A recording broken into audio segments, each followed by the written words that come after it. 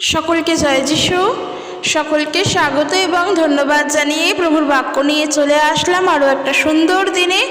প্রত্যেকটা দিনের মতন আজকের এই সময় আমরা প্রভুর থেকে পেয়েছি। প্রত্যেকটা দিনের মতন আজকের এই সুন্দর সুযোগ প্রভু আমাদের জন্য করে দিয়েছেন। আরও একটি বার আমরা তার চরণে আসতে পেরেছি, একত্রিত হয়ে বসতে পেরেছি। আমরা এই মুহূর্তে প্রভুর বাক্য শুনছি, আমি তোমাদের সঙ্গে প্রভুর বাক্য শেয়ার করছি।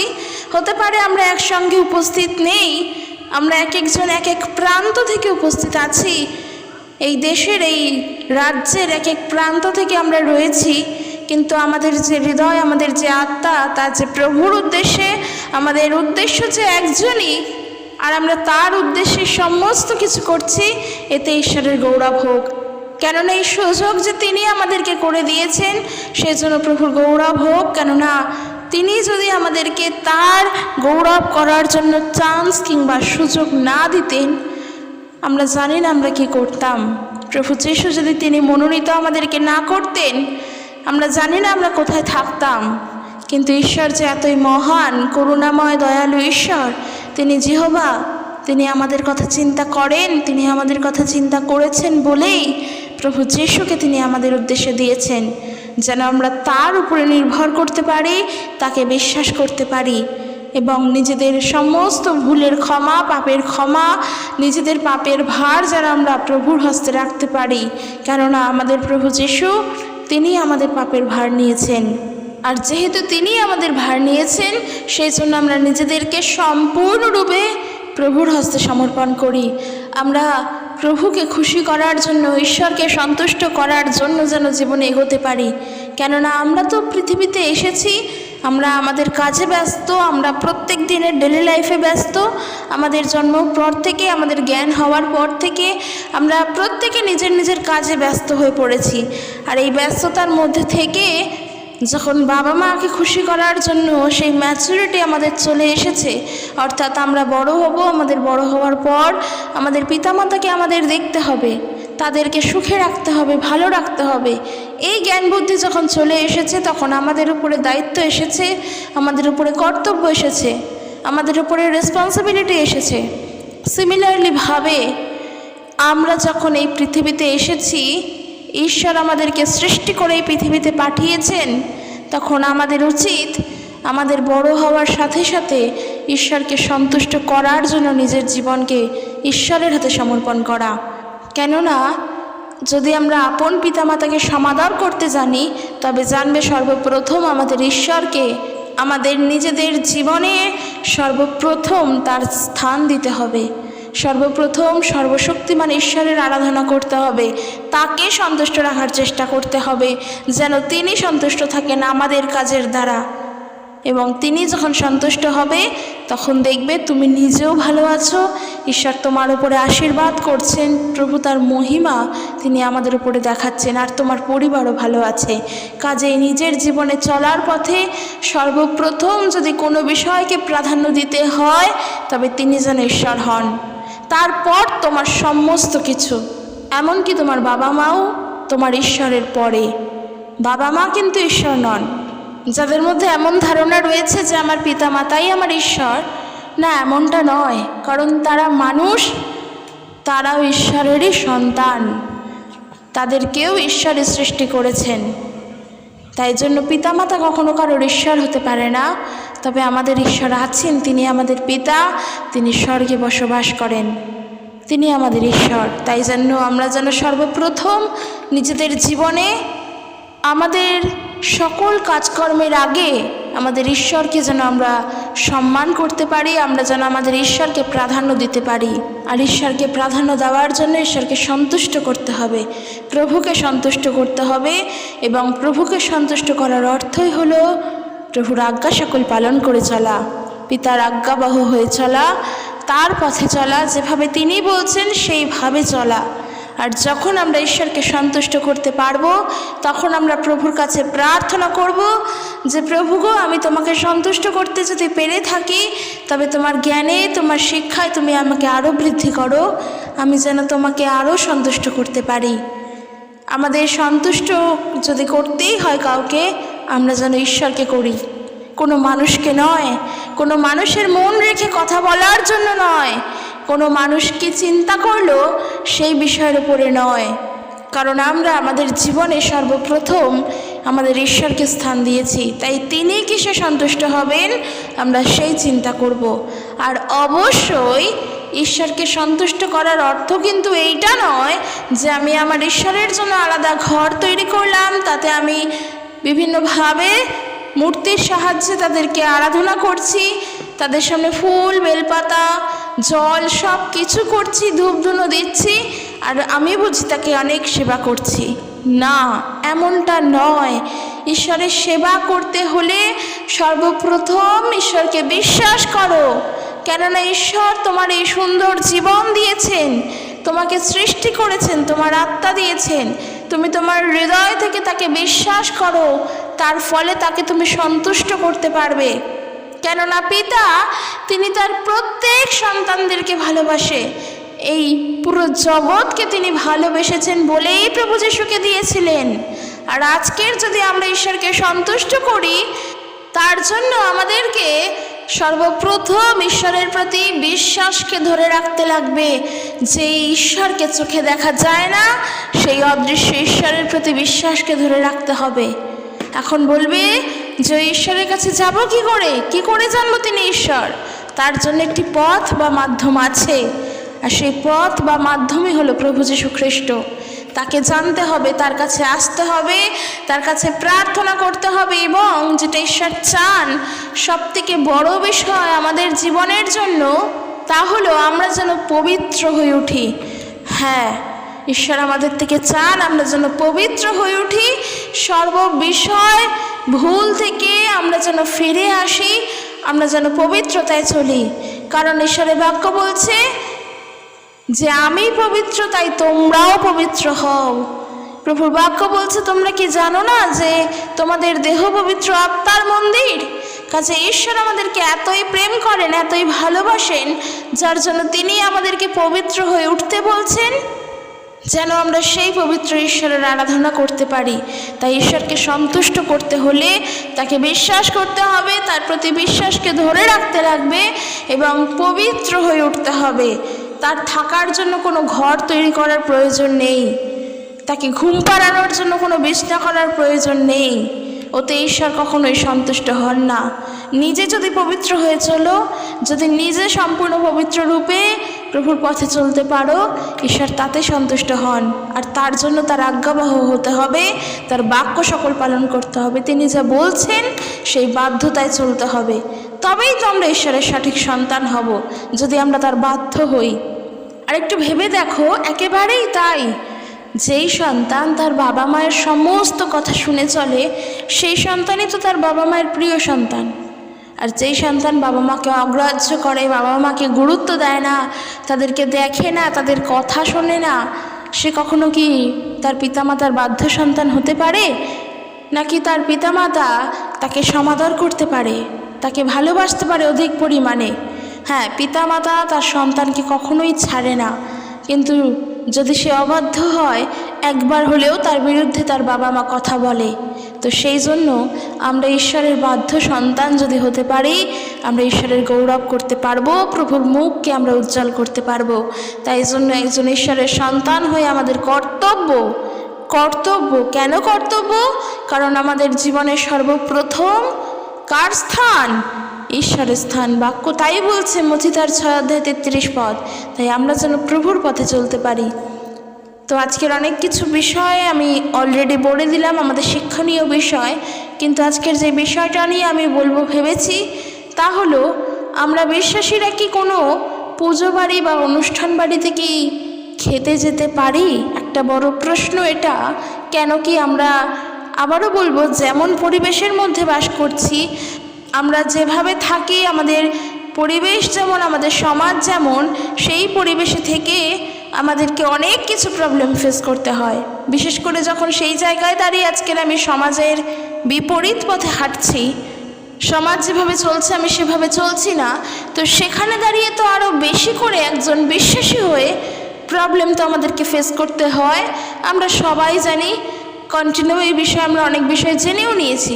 কিন্তু আজকের যে বিষয়টা নিয়ে আমি বলতে চাই, আমার মনে হলো বলা উচিত। কেননা আমি একটি ভিডিও করেছিলাম যে শ্রাদ্ধ বাড়ির অনুষ্ঠান সম্পর্কের ভিডিওটি, তো সেখানে একজন আমাকে কমেন্ট করে বলেছিল যে ওটা আমাদের করা উচিত নয়, কেননা আমরা বিশ্বাসী।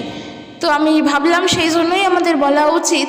দেখো, প্রথমত বলবো যে আমরা তো বিশ্বাসী, ঠিক আছে, কিন্তু আমরা কাকে বিশ্বাস করি আগে সেটা দেখতে হবে। কাকে বিশ্বাস করি? খ্রিস্টকে, যীশু খ্রিস্টকে বিশ্বাস করি। তো আমরা তার পথের অনুগামী, তাই আমরা খ্রিস্টান, তাই আমরা বিশ্বাসী। আর আজকের যখন প্রভু যীশুকে আমরা বিশ্বাস করি, তিনি তো এতটা সস্তার নন। আর এমনও নয় যে তাকে বিশ্বাস করছি মানে আমি আমার পরিবার থেকে, আমার সমাজ থেকে আমি সম্পূর্ণ আলাদা হয়ে গেলাম, আমি আমার সমাজে থেকেও কিছু করতে পারবো না, এমনটাও তো নয়। খ্রিস্ট বিশ্বাসী বা খ্রিস্টান মানে তো আমরা এরকম নই যে আমরা অন্য রকম বা বিদেশের বা অন্য কিছুই নয়। আমি সাধারণ মানুষ। বিশ্বাস তো কখনো মানুষকে দেখানো যায় না। তুমি ঈশ্বরকে কতটা বিশ্বাস করছো, কতটা বিশ্বাস করো, সেটা কি তুমি কখনো কাউকে পরিমাপ করে দেখাতে পারবে? আমি কতটা ঈশ্বরকে প্রেম করছি না ভালোবাসছি, আমি কি সেটা কখনো কাউকে পরিমাপ করে দেখাতে পারবো? কোনো দিনের জন্য পারবো না। কাজে বিশ্বাস তো কাউকে দেখানো যায় না। আর আমরা ঈশ্বরকে বিশ্বাস করছি, তাকে বিশ্বাস করে তার পথের অনুগামী হয়ে আমরা আজকের খ্রিস্টান হয়েছি। তো যেহেতু আমি আমার বিশ্বাসকে কাউকে দেখাতে পারবো না, তো সেই জন্য এই প্রশ্নগুলো আসেই না যে আমরা এই কাজগুলো করতে পারবো কি পারবো না। কেননা আমার বিশ্বাস সম্পূর্ণভাবে আমার অন্তর থেকে আসছে, আর ঈশ্বর আমার অন্তর দেখছেন। সেখানে আমি প্রভুকে কতটা সম্মান করছি, কতটা মান্যতা দিচ্ছি, প্রভুর পথে কতটা চলছি, ঈশ্বর সেইটা দেখছেন। আমি বিশ্বাস করে প্রভুকে সম্মান করছি না জগৎকে প্রেম করছি, আমি বিশ্বাস করে, আমি ঈশ্বরকে বিশ্বাস করে আমি বাইবেলের বাক্য পড়ছি না সব থেকে বেশি মোবাইল ফোনে গান শুনে সময় কাটাচ্ছি, সেটাই হলো লক্ষণীয় বিষয়, সেটাই হলো লক্ষণীয় বিষয়। কিন্তু আমি বিশ্বাস করে প্রভুর বাক্য পড়ছি না এবং আমি নিজের মতন করে ঘুরে বেড়াচ্ছি, এর বাড়ি তার বাড়ি, বিভিন্ন বাড়িতে আমরা যাচ্ছি, অনুষ্ঠান করছি, সব করছি, কিন্তু আমরা ঈশ্বরকে বিশ্বাস করছি আর ঈশ্বর আমাদের থেকে সরে যাচ্ছে, এটা তো ভুল করছি। তো সেই জায়গায় দাঁড়িয়ে আজকের আমরা যদি এরকম করি, আমি প্রভুতে বিশ্বাস করি, প্রভুর বাক্য পড়ি, প্রার্থনা করি, আর আমার অনুষ্ঠান বাড়িতে আমাকে কেউ আমন্ত্রণ জানালে আমি তার বাড়িতে যাই, কেননা সে আমার প্রতিবেশী, তাকে আমি ভালোবাসি, তাই সে আমাকে নিমন্ত্রণ জানালে আমি তার বাড়িতে যাই। এইটা হলো কর্তব্য। কেননা আপন প্রতিবেশীকে আপনার মতোই প্রেম করো। কিন্তু আজকের যেটা বললাম, যেখানে আমাদের ব্যতিক্রমী থেকে যায়, যেহেতু এই সমাজে বাস করছি, এই সমাজের চিন্তাধারা, সমাজের কালচার, সমাজের রীতিনীতি, রেওয়াজ কোনোটাই আমাদের খ্রিস্ট বিশ্বাসী হয়ে আমাদের সঙ্গে খাপ খায় না। তো সেই জন্য এই সমাজে থেকে আমরা কি কোনো পুজোর বাড়ির অনুষ্ঠানে যেতে পারি? এটা একটা বিষয় আসে।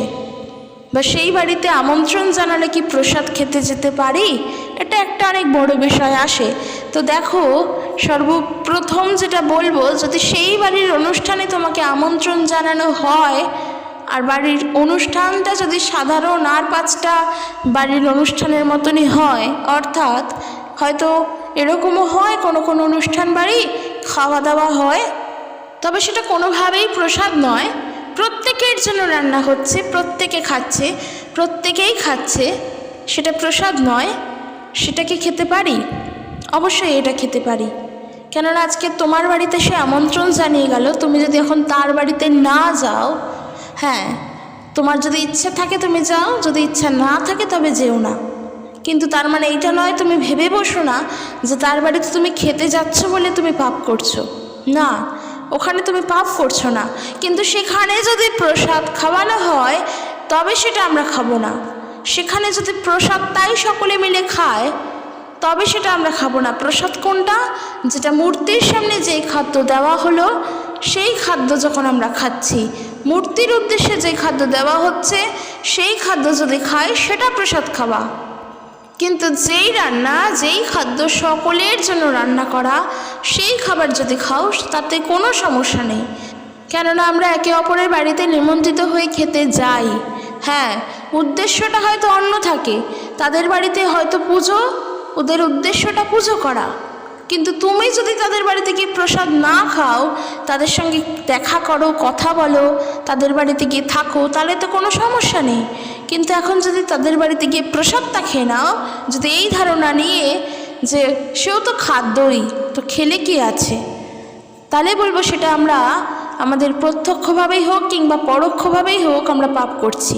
কেননা প্রসাদ আমরা খেতে পারবো না, একজন খ্রিস্ট বিশ্বাসী প্রসাদ খেতে পারে না। এই বিষয়ে আমরা জানি, কেননা সাধু পৌল এই বিষয়ে তার 1 করিন্থীয় 8 পদে স্পষ্টতই উল্লেখ করে দিয়েছেন, স্পষ্টভাবেই উল্লেখ করে দিয়েছেন। আমরা যদি পড়ি 1 করিন্থীয় তার 8 পদ, আমরা সেখানেই পাবো। এবং অলরেডি এই বিষয়ে আমার একটা ভিডিও রয়েছে, যদি তোমাদের দেখার ইচ্ছা হয়, তোমরা দেখতে চাও, আমি অবশ্যই ডেসক্রিপশন বক্সে লিঙ্ক দিয়ে দেব।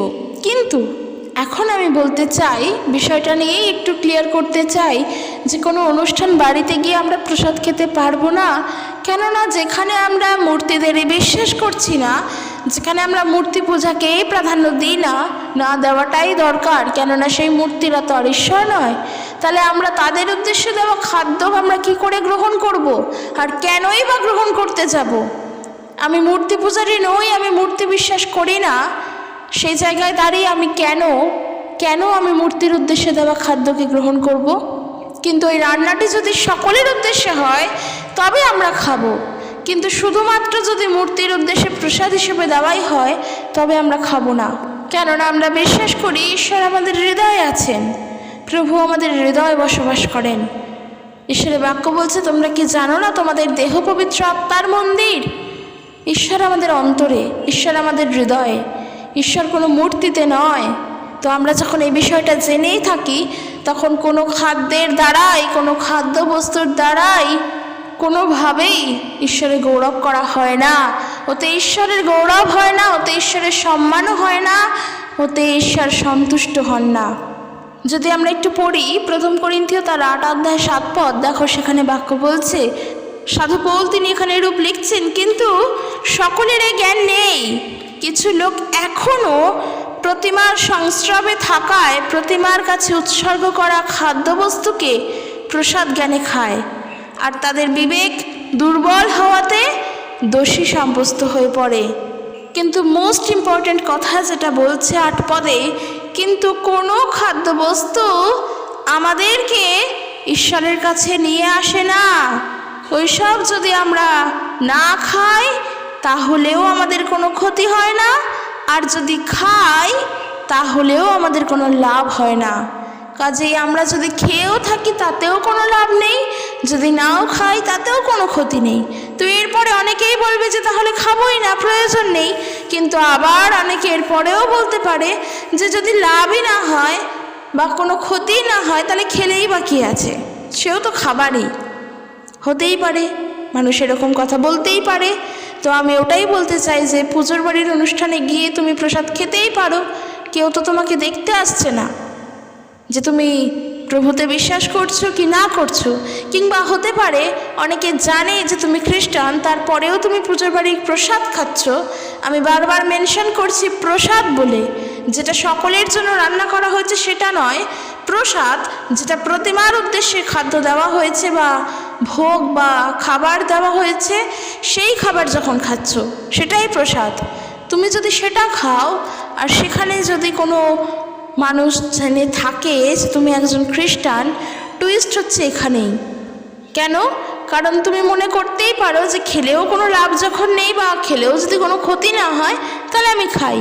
কিন্তু এখানেই বাক্য বলছে যে তুমি যখন খাচ্ছ, যে তোমাকে জানে যে তুমি একজন খ্রিস্ট বিশ্বাসী, আর সে যদি মনে মনে চিন্তা করে যে ওই ব্যক্তি তো প্রভু যিশুকে জানে কিংবা সে তো যীশু খ্রিস্টকে বিশ্বাস করে, আর যারা যীশু খ্রিস্টকে বিশ্বাস করে তারা তো প্রসাদ খায় না, তাহলে ওই ব্যক্তি কী করে প্রসাদ খাচ্ছে? এই যে দেখো, এই যে যিনি চিন্তা করছেন যে ও প্রভু যিশুকে জানে, তো প্রভু যিশুকে জেনে ও খ্রিস্টান হয়ে প্রসাদ খাওয়াটার পক্ষে ঠিক নয়, এই যে যখন চিন্তা করছে তখন একবার চিন্তা করে দেখো তুমি কিন্তু দোষী হয়ে যাচ্ছ। কোন দিক থেকে দোষী হয়ে যাচ্ছ?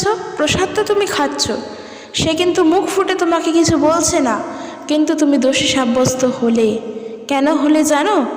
কারণ যেই মানুষটি তোমাকে নিয়ে চিন্তা করলো যে তুমি কেন প্রসাদ খাচ্ছ, তুমি তো খ্রিস্টান, ওই মানুষটির পাপের জন্যও তো প্রভু যীশু খ্রিস্ট মৃত্যুবরণ করেছেন। ওই মানুষটির পাপের ভারও তো প্রভু যীশু নিয়েছেন, কিন্তু ওই মানুষটি প্রভু যীশুকে জানে না বলে, সে নিজেকে ঈশ্বরের কাছে সমর্পণ করতে জানে না বলে সে এর গভীরের বিষয় জানে না। কিন্তু তার চিন্তা একটা এসেছে, সে তার মনে মনে ভাবছে যে তুমি খ্রিস্টান, তাহলে তুমি প্রসাদ কেন খাচ্ছ। এই যে সে ভাবলো, তার মানে সে জানে যারা খ্রিস্ট বিশ্বাসী হয়, যারা খ্রিস্টান হয়, তারা মূর্তি পূজা করে না, তারা প্রসাদ খায় না। কিন্তু যখন সে মনে মনে ভাবলো এই জিনিসটা, তখন অন্যায় তো তুমি করলে, কারণ তার পাপের জন্য প্রভু ক্রুশে মৃত্যুবরণ করেছে। আর আমরা যখন প্রভু যীশুকে বিশ্বাস করে সে আমাদের একমাত্র ঈশ্বর বলে তাকে গ্রহণ করে যখন আমরা মূর্তির উদ্দেশ্যে দেওয়া প্রসাদ এইভাবে গ্রহণ করছি, তখন কোথাও না কোথাও গিয়ে তো আমরা প্রভুর বিরুদ্ধে ভুল করছি, তখন প্রভুর বিরুদ্ধাচরণ করছি, ঈশ্বরের অবাধ্য হয়ে পড়ছি। কারণ আমরা যদি দেখি 1 করিন্থীয় তার 10 অধ্যায় 14 পদ থেকে, সেখান থেকে প্রভুর বাক্য বলছে, সাধু পৌল তিনি করিন্থীয়দের উদ্দেশ্যে এরকম লিখছেন, আমার প্রিয় বন্ধুরা, সব রকম প্রতিমা পূজা থেকে পলায়ন করো। তোমরা বুদ্ধিমান জেনে আমি তোমাদের এ কথা বলছি। করিন্থীয় মণ্ডলীর উদ্দেশ্যে বলছে যে আমি জানি তোমরা বুদ্ধিমান, তোমরা নির্বোধ নও, আর সেই কারণেই বলছি সমস্ত রকমের প্রতিমা পূজা থেকে পলায়ন করো। কেননা এখানে যেটা বলছে যে আমি যা বলি তা তোমরা নিজেরাই বিচার করে দেখো, আশীর্বাদের পানপাত্র যা নিয়ে আমরা ধন্যবাদ দিই তা কি খ্রিস্টের রক্তের সহভাগিতা নয়? যখন আমরা প্রভুর ভোজ গ্রহণ করি তখন সেই যে আশীর্বাদের পানপাত্র তা কি খ্রিস্টের রক্তের সহভাগিতা নয়? যে রুটি ভেঙে টুকরো টুকরো করে খাওয়া হয় তা কি খ্রিস্টের দেহের সহভাগিতা নয়? রুটি একটাই, কিন্তু আমরা সকলেই সেই একটা রুটির থেকেই অংশগ্রহণ করি। তাই আমরা অনেক হলেও আসলে আমরা এক দেহ। আর 18 পদে বলছে, ইসরায়েল জাতির কথা চিন্তা করো, যারা বলির মাংস খায় তারা কি সেই যজ্ঞবেদীর নৈবেদ্যের সহভাগী হয় না? তাহলে আমার কথার অর্থ কি হলো? আমি এই কথাই বলছি যে প্রতিমার কাছে যে সমস্ত ভোগ উৎসর্গ করা হয় তার কোনো কি তাৎপর্য আছে, নাকি বাস্তবিকভাবে কোনো প্রতিমার অস্তিত্ব আছে? কিন্তু আমার কথার অর্থ এই, লোকেরা যা কিছু প্রতিমার উদ্দেশ্যে বলিদান করে তারা সেটা ভূতেদের উদ্দেশ্যেই করে, ঈশ্বরের উদ্দেশ্যে নয়। আর আমি চাই না যে তোমরা কোনোভাবে ভূতেদের সঙ্গে সংযোগ থাকো। তোমরা প্রভুর পানপাত্র ও ভূতেদের পানপাত্র উভয় থেকে পান করতে পারো না। আবার তোমরা প্রভুর টেবিল ও ভূতদের টেবিল উভয় টেবিলের অংশ নিতে পারো না। তোমরা কি প্রভুকে ঈর্ষান্বিত করতে চাইছো? আমরা কি তার থেকে বেশি শক্তিশালী? কখনোই না, কোনো দিনের জন্য না। আর সেই জন্য বলছি যে কোনো পুজোর বাড়ির অনুষ্ঠানে গেলে আমরা সেই বাড়ির খাদ্য গ্রহণ অবশ্যই করতে পারি, কেননা সেখানের যে রান্না হচ্ছে বা খাদ্য গ্রহণের অনুষ্ঠান হচ্ছে তা সকলের জন্য, সে আমার জন্য, তোমার জন্য, তার পরিবারের জন্য, প্রতিবেশীদের জন্য, পাড়ার জন্য, সকলের জন্য, গরিব মানুষদের জন্য, সকলের জন্য।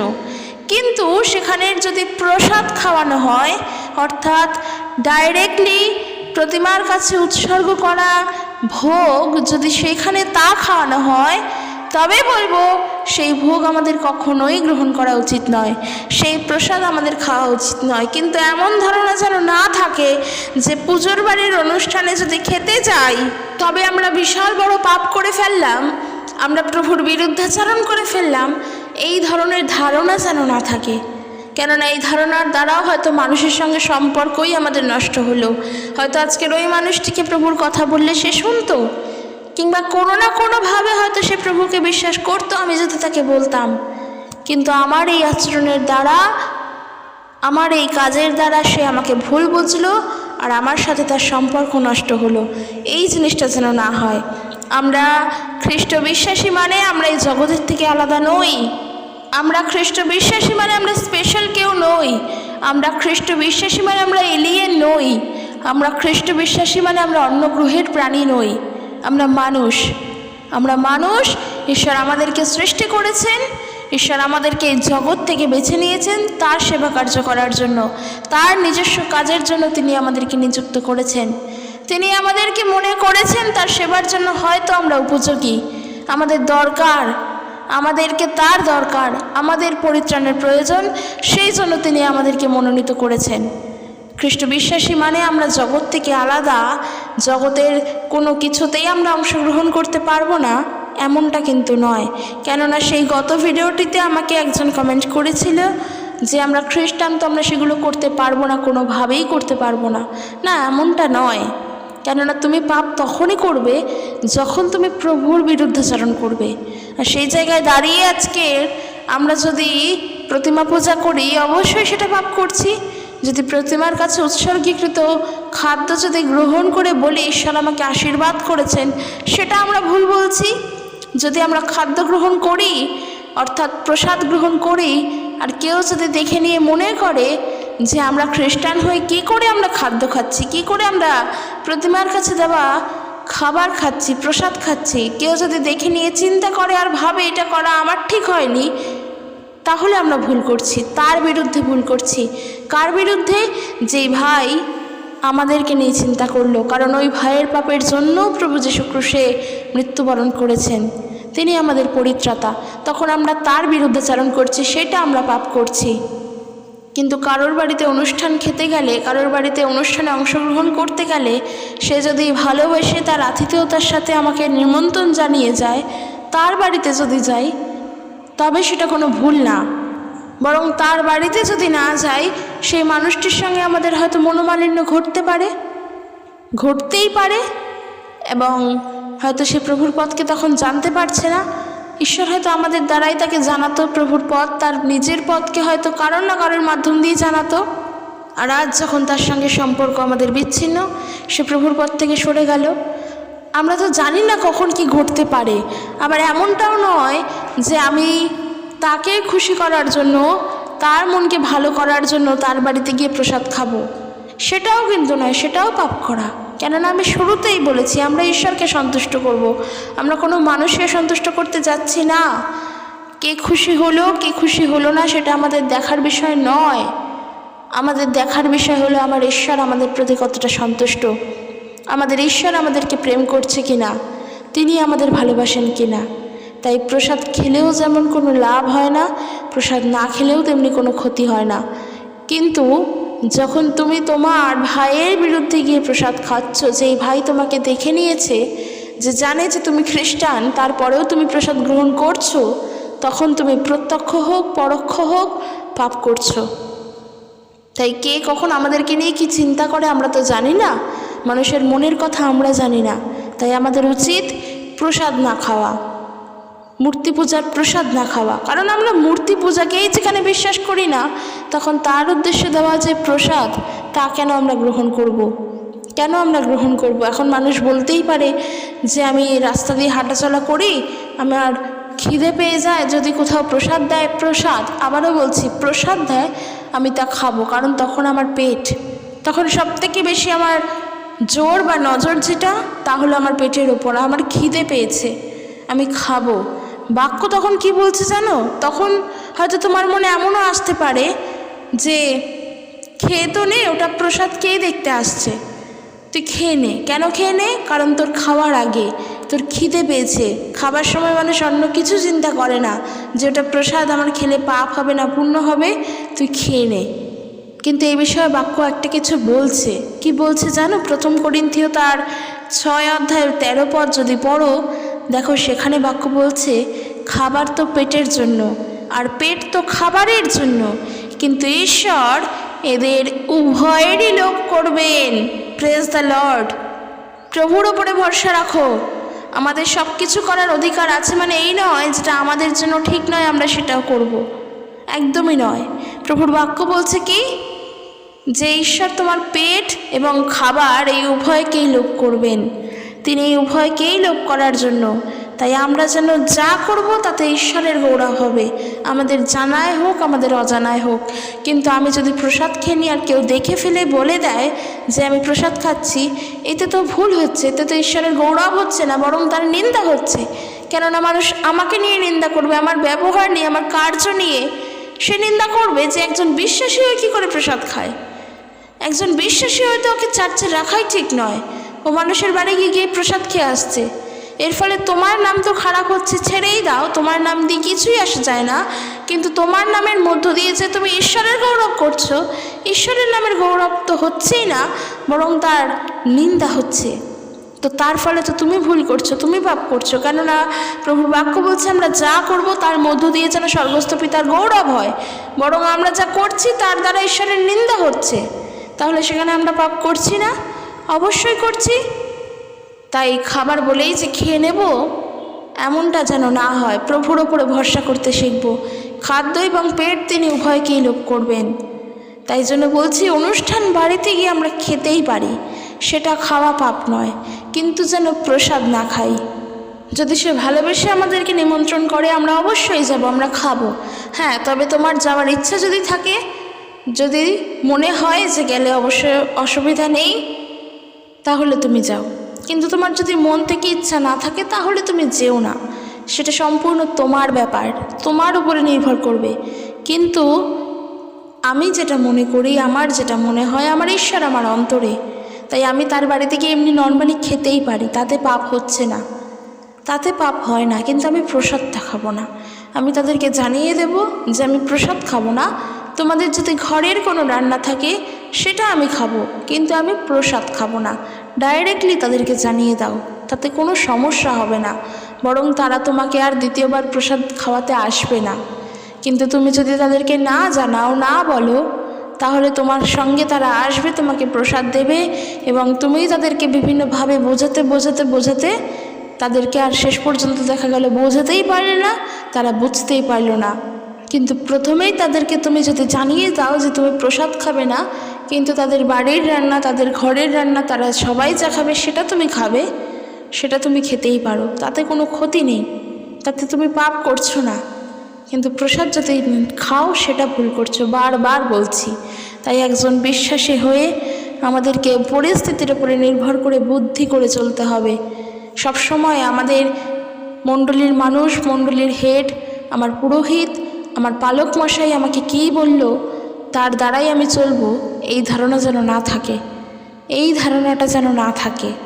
কেননা তিনিও সব জানেন না, আমিও সব জানি না, তুমিও সব জানো না, কিন্তু তোমার মধ্যে দিয়ে ঈশ্বর যা করবেন তিনি সব জানেন, তিনিই তোমাকে দিয়ে করাবেন, কারণ তিনি হলেন ঈশ্বর। তাই আমাদের উচিত তার কাছে প্রার্থনা করে তার কাছে জানতে চাওয়া যে তিনি কি চান, আমাদের কোনটা ঠিক কোনটা ভুল, তার কাছে প্রার্থনা করা। উত্তর তো অবশ্যই পাবে, প্রার্থনা করো, উত্তর অবশ্যই পাবে। তোমার যেগুলো জানার ইচ্ছা প্রভুর কাছে জিজ্ঞেস করো, তুমি অবশ্যই উত্তর পাবে, এটা আমার বিশ্বাস। তো চলো আজকের ভিডিও এখানে শেষ করছি, দেখা হবে নেক্সট একটি ভিডিওতে। সকলে সুস্থভাবে থাকো, আর ভিডিওটি কেমন লাগলো অবশ্যই জানিও। জয় যিশু, প্রেজ দ্য লর্ড। আর ভিডিওটি ভালো লাগলে শেয়ার করে দিও। ধন্যবাদ।